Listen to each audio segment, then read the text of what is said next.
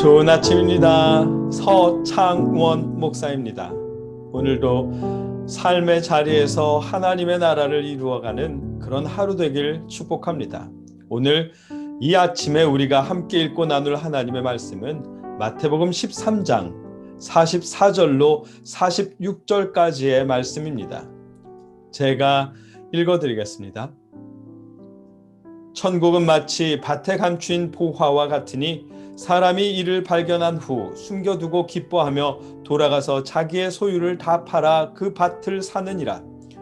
또 천국은 마치 좋은 진주를 구하는 장사와 같으니 극히 값진 진주 하나를 발견하며 가서 자기의 소유를 다 팔아 그 진주를 사느니라.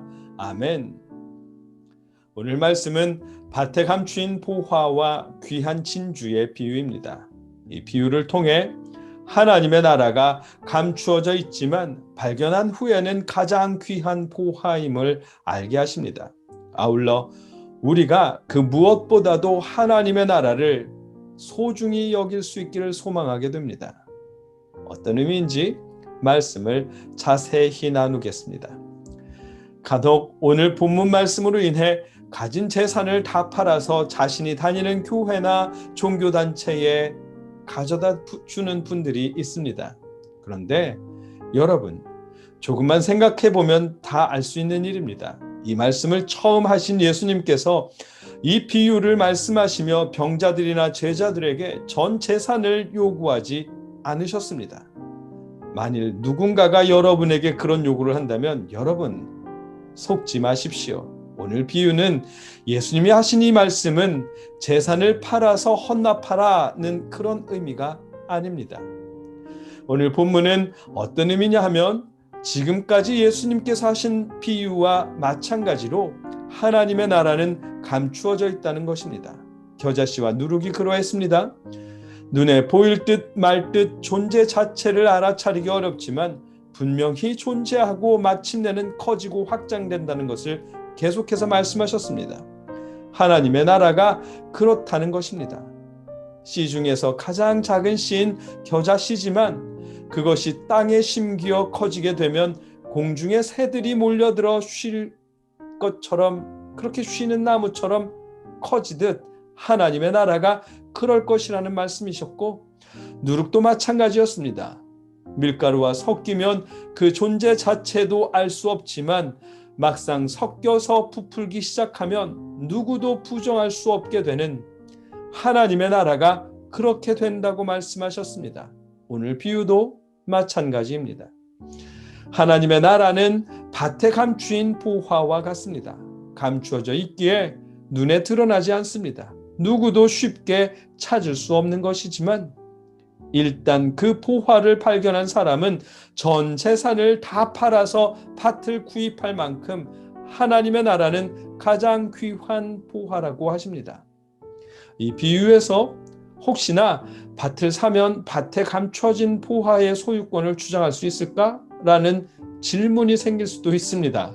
이미 랍비들도 그 문제로 논쟁했었답니다. 하지만 불필요한 논쟁이지요. 예수님이 이 비유에서 그런 법적인 논쟁을 의도하신 것이 아니기 때문입니다. 예수님의 비유는 하나님의 나라가 감추어져 있고 그 가치는 전 재산을 팔아서 사더라도 아깝지 않을 만큼 가장 귀한 포화라는 말씀을 하신 것입니다. 오늘 본문의 두 번째 비유인 진주에 대한 비유 역시 마찬가지입니다.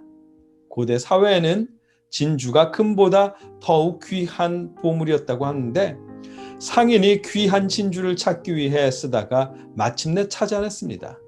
그처럼 하나님의 나라는 찾아야만 발견할 수 있도록 감춰져 있습니다. 그러나 상인이 진주를 발견한 후에는 자기의 소유를 다 팔아서 그 진주를 구입하듯 하나님의 나라 역시 발견하면 전 재산을 팔아 구입할 만큼 가장 귀한 보화라는 의미입니다. 예수님의 이 비유들이 구약의 말씀들과 닮아있기에 알 수 있습니다. 첫 번째 비유인 감추인 포화의 비유는 잠언 2장 4절에 은을 구하는 것 같이 그것을 구하며 감추어진 보배를 찾는 것 같이 그것을 찾으면 이라는 감추인 보화를 찾듯 지혜와 명철을 구하라는 말씀과 닮아 있습니다.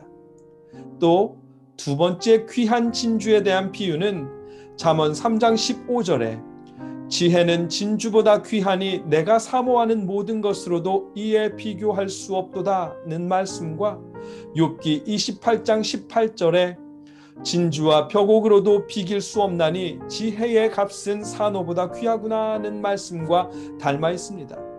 지혜는 가장 귀한 보화라고 하시는 이런 말씀들과 오늘 본문은 닮아 있습니다.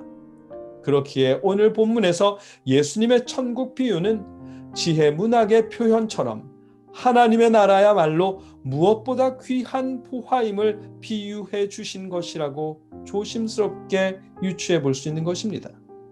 그러니 전 재산을 팔아 헌납해야 천국에 들어갈 수 있다거나 하는 말 따위에 여러분 속지 마십시오.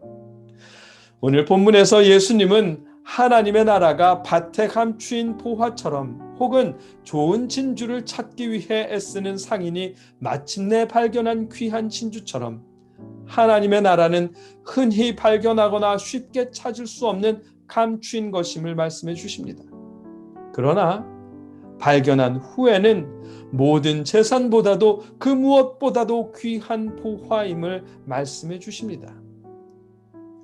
오늘 말씀을 묵상하면서 스스로에게 묻게 됩니다. 정말로 하나님의 나라가 이 땅에 이루어진 하나님의 나라거나 혹은 죽어서 가게 될 천국이 이 시대 20억짜리 아파트보다 귀하게 여겨질까 하는 궁금증이 생겼습니다.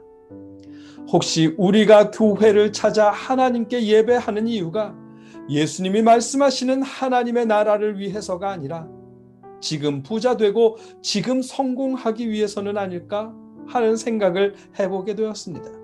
물론 지금 성공하고 부자 되는 것이 나쁜 일은 아닐 것입니다. 다만 지금 부자 되고 지금 성공하기 위해 이웃을 착취하고 불법을 저지르며 이웃을 억압하고 차별하면서 이 땅에 하나님의 나라가 이루어지지 못하도록 가로막는다면 그것은 분명 나쁜 일입니다. 부자가 되고 성공을 하더라도 그 목적은 예수님이 말씀하신 가장 귀한 보화인 하나님의 나라를 이 땅에 이루기 위해서이길 축복합니다. 오늘 예수님이 해주신 말씀에서처럼 하나님의 나라가 우리에게 가장 귀한 보화일 수 있기를 소망합니다.